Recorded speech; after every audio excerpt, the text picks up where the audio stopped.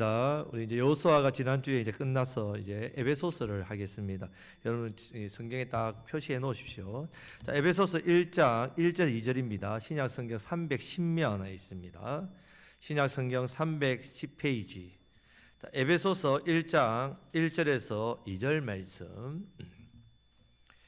우리가 한 목소리로 다 같이 합독하겠습니다. 하나님의 뜻으로 말미암아 그리스도 예수의 사도된 바울은 에베소에 있는 성도들과 그리스도 예수 안에 있는 신실한 자들에게 편지하노니, 하나님 우리 아버지와 주 예수 그리스도로부터 은혜와 평강이 너에게 있을지어다. 아멘.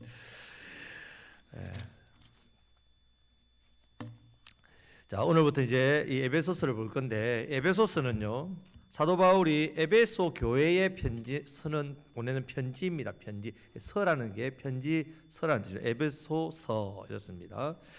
자, 에베소 교회는 사도 바울이 3차 전도 여행 때 세워진 교회입니다. 사도행전 19장에 이 부분이 나옵니다.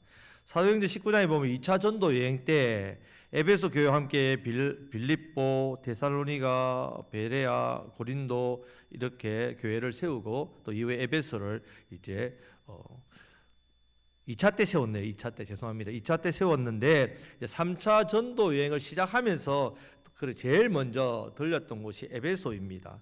에베소 지역을 제일 먼저 들렸던 이유는 에베소 지역은 귀신의 역사가 가장 많았던 곳입니다.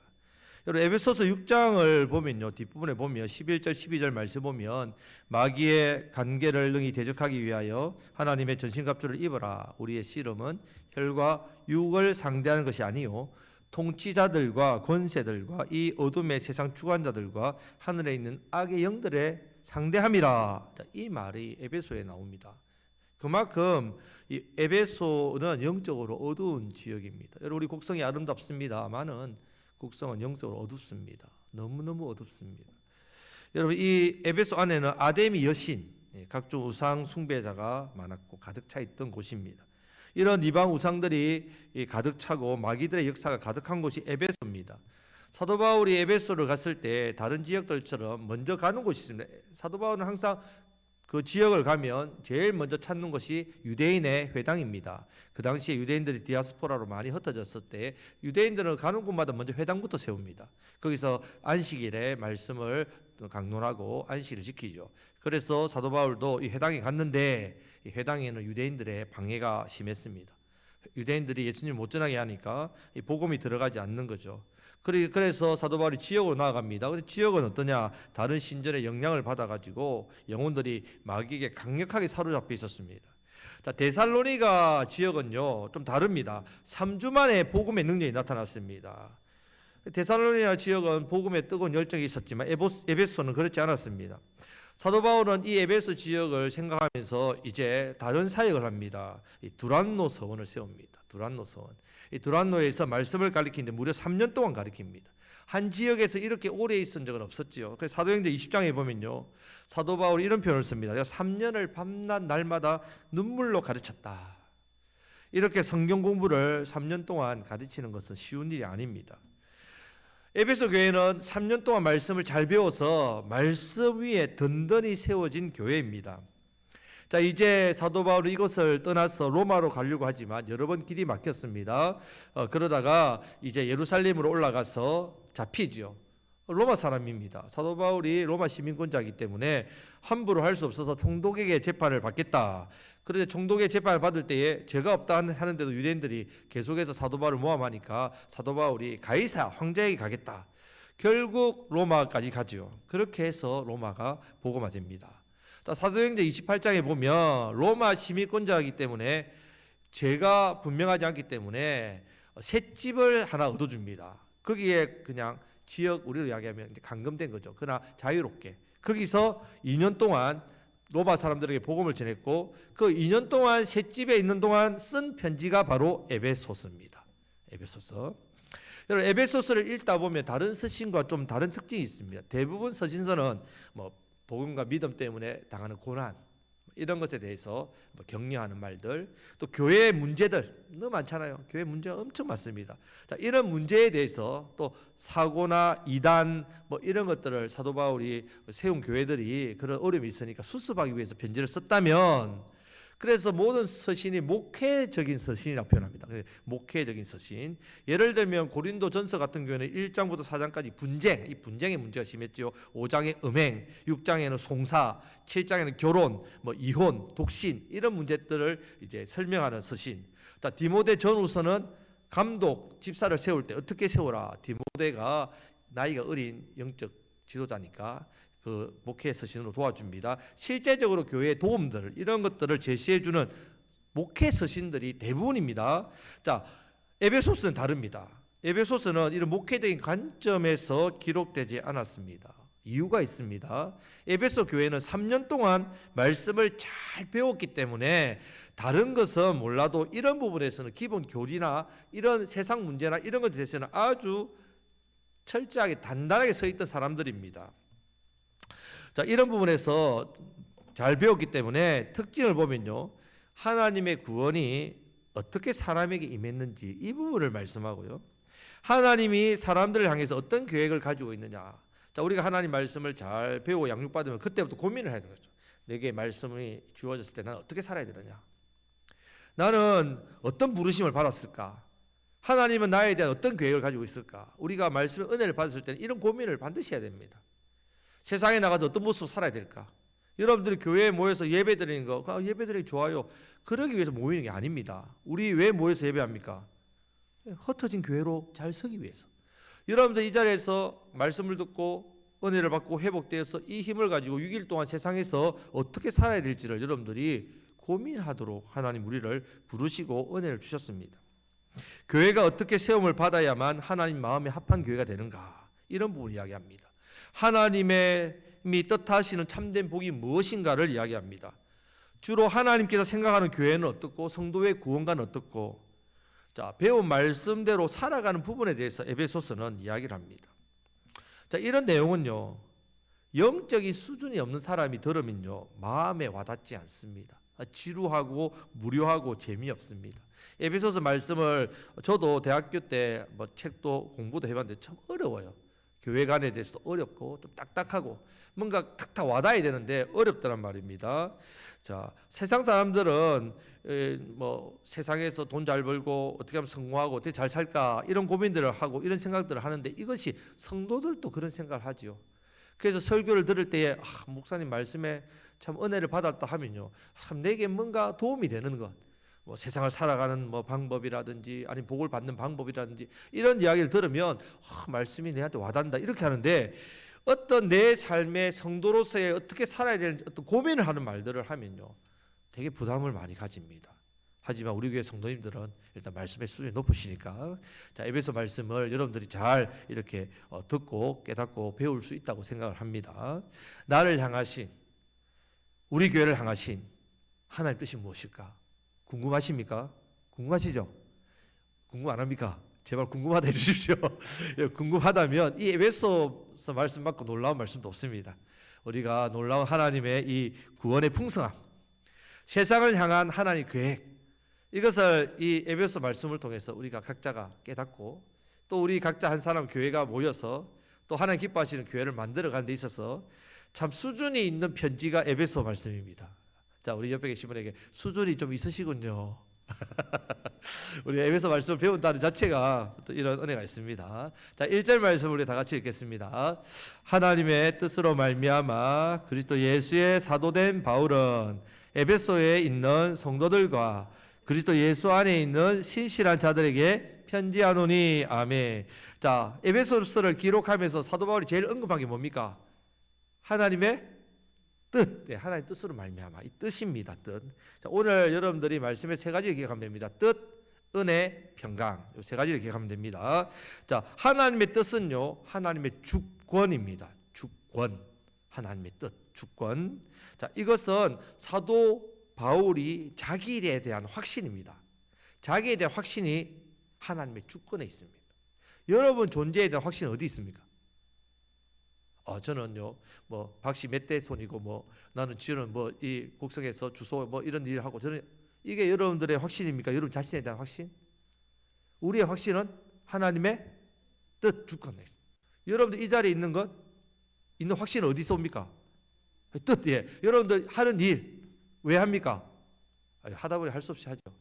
먹고 살다 보니까. 그렇습니까? 어디에 있어야 된다고요? 하나님의 뜻. 예. 이걸 확신이 있는 사람일수록 더 어떻게 해요? 세상에서 하나님이 기뻐하시는 삶을 삽니다. 이걸 주권이라고 합니다. 주권. 자, 바울은 자신이 사도된 것이 내가 되고 싶어 된 거 아니라 하나님의 뜻으로 말미암아 사도가 되었다고 말하고 있습니다. 자, 이것이 핍박자였잖아요. 사도 바울이 핍박자입니다. 그런 사람이 교회에서 말씀 강단에서 설교하면 여러분 어떤 생각이 들겠습니까? 그런 사람이 복음을 전할 때 저 사람에 대한 어떤 마음을 가지겠습니까? 자신도 어떻습니까? 내가 이전에 예수 믿는 사람을 죽였던 사람인데 첫 순교자 스데반 내하고 친구인데 예수 믿는다고 내가 죽였던 그 주동했던 사람이잖아 사도 바울이. 그런 자신의 그런 죄에 대한 죄책감 사도가 되겠습니까?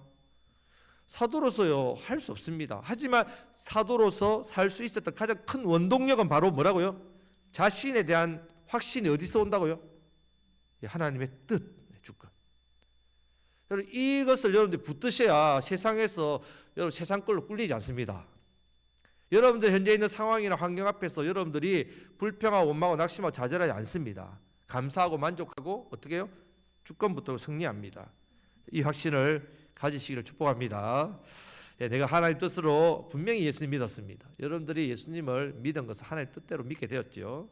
자, 하나님 뜻대로 여러분 가정에서 태어났고 또 가족을 이루고 또 하나님 뜻대로 여러분들이 부부지간에 같이 많이 앉으셨는데요. 하나님 뜻으로 남편 아내 된 겁니다. 여러분들이 그때 눈이 잠시 삐어서 된 게 아닙니다. 여러분들이 그게 다 하나님의 뜻대로. 국성교회 여러분 왜 와서 이렇게 시간합니까? 하나님 뜻대로 인도하십니다. 자, 이것이 좋든지 좋지 않든지 내 마음에 들든지 마음에 들지 않는지 상관없어야 한단 말이에요. 내가 왜 이런 집안에 태어나가지고 내가 어떻게 이 모양 이 꼴로 살았는지. 제가 처음에 죄송합니다. 국성으로 온다 할 때에 제 동기들이 제가 그래도 제법 부산에서 좀 잘 나갔습니다. 목사의 말을 믿으십시오. 그러니까 동기들이 어느 첫 담임지잖아요. 이제 국성에 왔다니까 야 국성 유배지 아니가 이렇게 그렇게 놀리는 친구들도 있었습니다.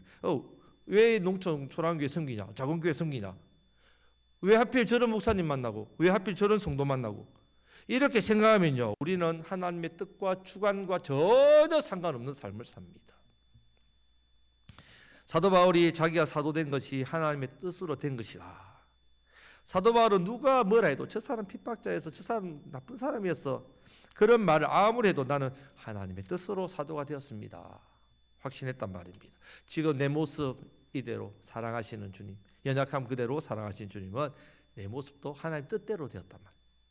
곡성교회를 섬기게 된 것도 하나님 뜻으로 말미암아 된 것이고 여러분들이 지금 있는 직장도 하나님 뜻으로 된 것이고 여러분들이 지금 함께 사랑을 나누는 가정도 자녀도 부모도 다 하나님의 뜻으로 되었습니다. 자, 이 확신을 가지시기를 축복합니다.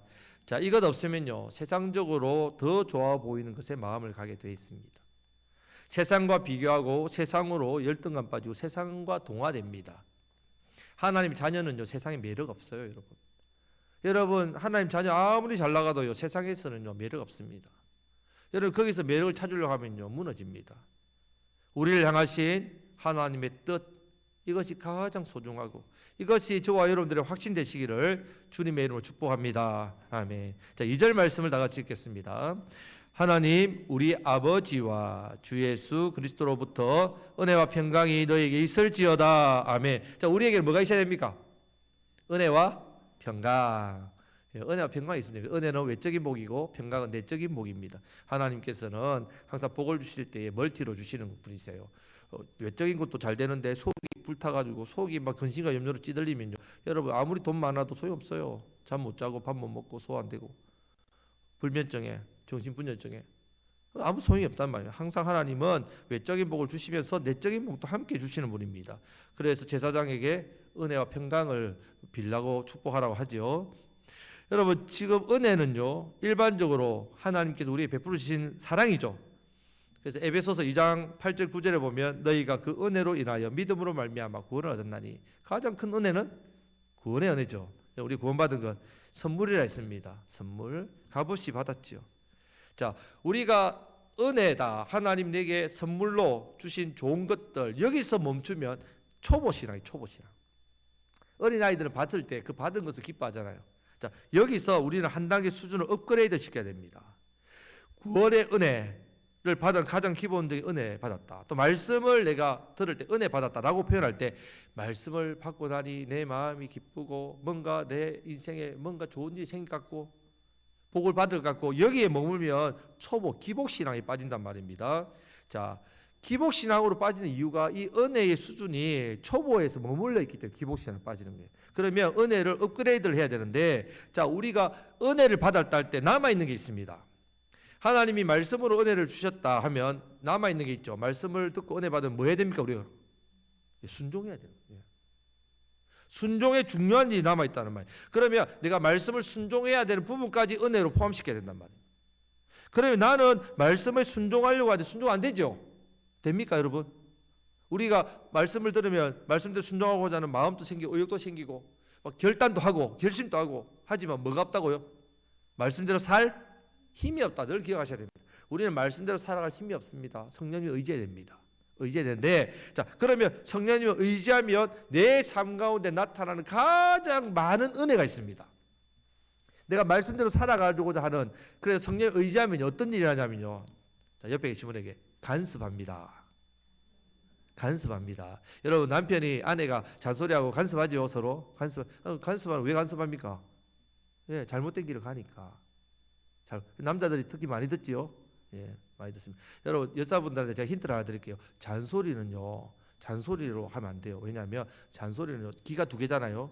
잔소리는 이쪽 귀하고 이쪽 귀가 원래 막혀 있습니다. 머리로 가야 되거든요. 근데 잔소리는 이쪽 귀와 이쪽 귀를 터널 공사하는 겁니다. 터널 공사. 어느 순간 완공이 됩니다.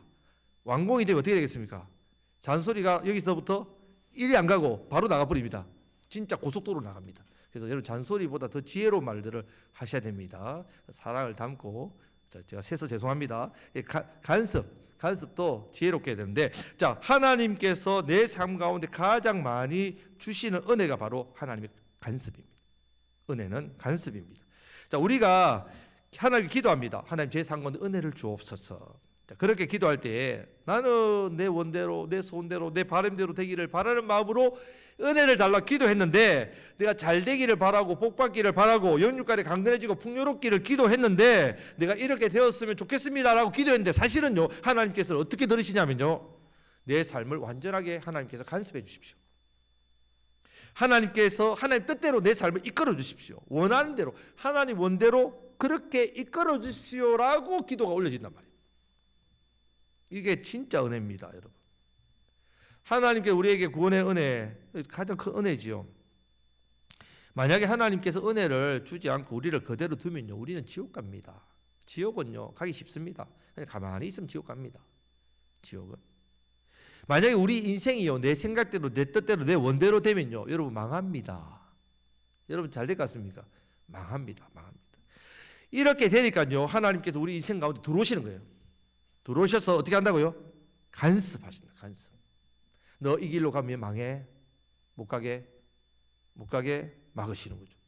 너 이렇게 살면 예수님 믿고 재용서 받은 이 은혜 다 떨어져 버려.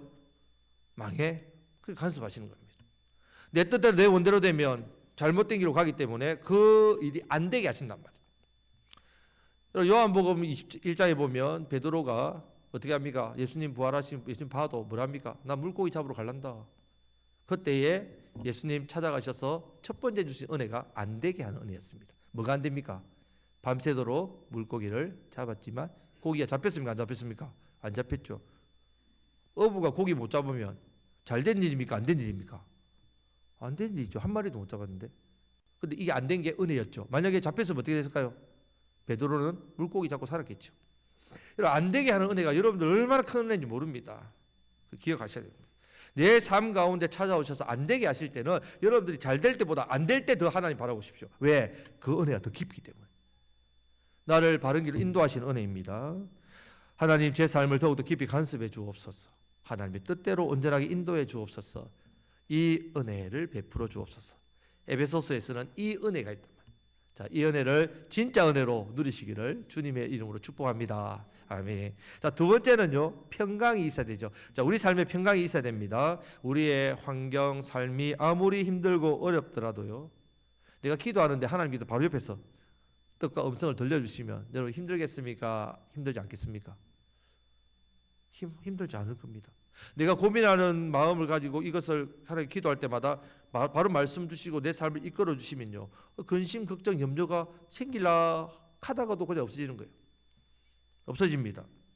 자, 이 부분에서 하나님을 신뢰하게 되면요, 그때 주어지는 게 평강입니다. 아, 내 이 문제를 하나님 기도하면 하나님 들으시고, 오늘 오전 말씀처럼 기도의 원리를 알고 기도하면 내 마음에 평강이 임합니다. 그래서 빌립보서 4장 6절 7절 아무것도 염려하지 말고 다만 모든 일에 기도와 간구로 너희 구할 것을 감사함으로 하나님께 아뢰라. 그리하면 모든 지각에 뛰어나신 하나님의 평강이 그리스도 예수 안에서 너희 마음과 생각을 어떻게 해요? 지키신다. 아무것도 염려하지 않을 수 있습니까? 맨날 염려거리인데 다 염려거리잖아요. 근데 다만이라는 뜻이 뭡니까? 대신이란 말이죠. 염려거리 생길 때마다 대신 뭐하라고요? 기도와 간구로 감사함으로 아뢰면 하나님의 평강이요, 그리스도 예수 안에서 내 마음, 생각, 이 마음과 생각에서 근심이 염려오지요. 평강으로 지켜주니까 그 염려와 근심이 사라진단 말입니다. 사라집니다. 이때 내게 있는 이 영혼의 이 기쁨이 평강입니다. 평강. 이 평강이 온다면, 자, 만약에 여러분 도둑놈이 와서 집에 도둑질을 하는 걸, 내 보물을 훔쳐가는 것을 도둑놈이 왔는지 모르는지 모르면 그 순간에 내 마음이 불안하겠습니까? 안 불안하겠습니까? 모르는데 안 불안하죠. 근데 도둑이 왔다는 게 느껴지면 갑자기 어떻게 됩니까? 불안하죠. 예. 자, 환경이나 세상에 주는 그 세상 평강이 이런 거란 말입니다.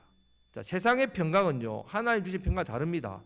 내가 모르다가 알면은 두려움이 밀려오는 거죠. 하지만 하나님 주신 평강은요, 알든 모르든 상관이 없다. 도둑이 왔는데 내 도둑을 훔쳐가도 내 마음이 평강한 것이 진짜 평강이란 말입니다. 그래서 평강을 어떤 화가가 그림을 그렸댔죠. 전에도 한번 말씀드렸는데, 풍랑이 치는 그 태평양 한가운데 바닷가에 작은 배가 하나 있는데 그 배 안에서 아기가 어떻게 하고 있다고요? 자고 있는 모습이 평안이다, 평강이다, 이렇게 하겠습니다. 하나님께서 내 삶을 간섭하신다는 것, 하나님 뜻대로 되는 것을 신뢰하는 사람에게 주는 것이 하나님의 평강입니다. 평강. 여러분, 이 평강을 누려야만 우리는 이 근심 많고 재앙 많고 두려움 많고 염려 많은, 정말 날마다 숨쉬는 순간마다 내 앞에 어려움 보내, 우리 복음서 가사처럼 진짜 숨쉬는 것만큼 어려움이 눈앞에 있는 이런 세상 가운데서도 무엇을 잃지 않는다고요? 내 믿음을 잃지 않고 하나님을 신뢰하는 마음을 잃지 않고 살아갈 수 있는 힘은 뭐라고요? 평강이란 말입니다. 이 평강은 바로 감사함으로 하나님께 아뢰일 때에, 하나님을 신뢰할 때에 주어지는 영적인 복입니다. 자, 은혜와 평강이 있으시기를 주님의 이름으로 축복합니다.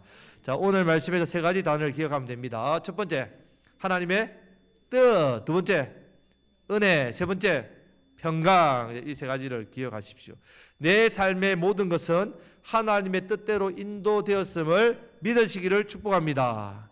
은혜는 뭐라고 했습니까? 하나님이 내 삶을 간섭, 은혜를 잊어버리면 간섭하신다 생각합니다. 간섭. 이 간섭이 복입니다. 하나님 은혜를 더하여 주옵소서. 이 말은 하나님 내 삶을 더 많이 간섭해 주옵소서. 여러분들 이제 오늘 에베소 말씀을 들었기 때문에 앞으로 여러분들이 하나님께 은혜를 구하면 여러분들 하나님께서 여러분 삶을 더 많이 간섭할 겁니다. 별로 안 좋아하시네요. 참된 복입니다. 이 은혜를 누리시길 축복합니다. 자, 그리고 하나님을 간섭하지, 하나님을 더 신뢰하고 믿고 의지하면요, 내 안에 내적인 복이 임합니다. 은혜만 주시는 게 아니고 뭘 준다고요? 마음에 평강, 평강을 주십니다. 자, 이 은혜와 평강 여러분 가운데 넘쳐나시기를 주님의 이름으로 축복합니다. 우리를 향하신 하나님의 뜻과 계획이 이루어지기를 축복합니다. 우리 교회를 향하신 하나님의 뜻, 영혼을 살리는 이 사명, 여러분들이 이제 흩어진 교회로 6일 동안 살아가실 텐데 여러분의 자리는 하나님 뜻대로 된 자리입니다. 하나님 그래서 여러분들의 삶을 간섭하셔서 은혜 주시고 여러분 마음에 세상으로 무너지지 않도록 평강 주시고 염려와 근심과 두려움을 이기도록 평강을 더하십니다. 이 은혜를 가지고 여러분 믿지 않는 영혼들을 살리시고 복음 전하시고 섬기시고 빛대신 예수님 나타내시는 저와 여러분들 되시기를 주님의 이름으로 축복합니다. 아멘. 이제 말씀부터